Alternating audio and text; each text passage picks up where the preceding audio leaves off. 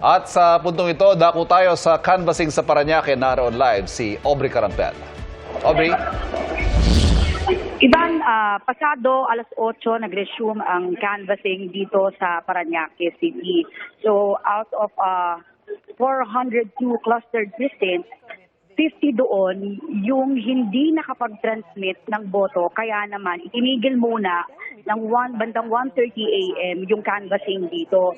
Pero ngayon, na-receive na ng BOC yung mga USB at pinag-explain in writing yung electoral board kung bakit hindi nakapag-transmit ng boto.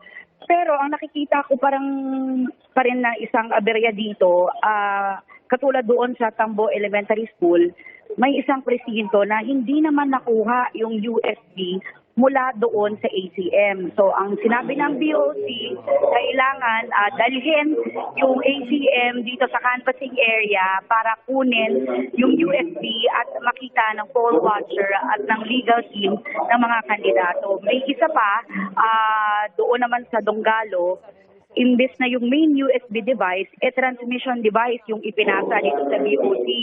So kaya naman natatagalan din talaga yung mano-mano na pag-upload ng mga boto. Pero Ivan, ngayon nasa 92.5% na ng mga presinto yung nakakapag-transmit ng boto at naghihintay na lang tayo ng 30 precincts. So bawat pumapasok na boto, mano-mano yan, pinapakita nila yan dito sa LED screen.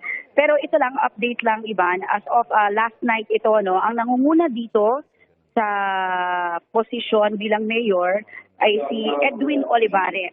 Si Edwin Olivares ay incumbent representative ng District 1 ng Parañaque.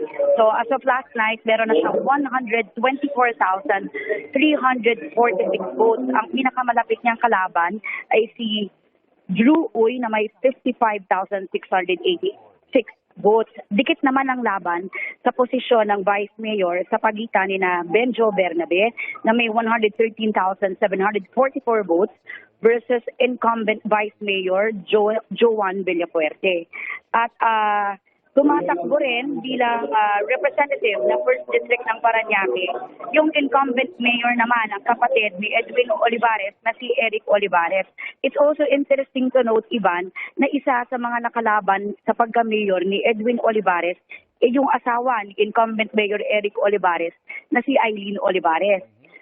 Sa Second District naman, nangunguna dyan si Brian Yamsuan sa kongresista na may 74,427 votes at ang kanyang pinakamalapit na katunggali ay si Gus Tambunting na mayroong 64,880 votes.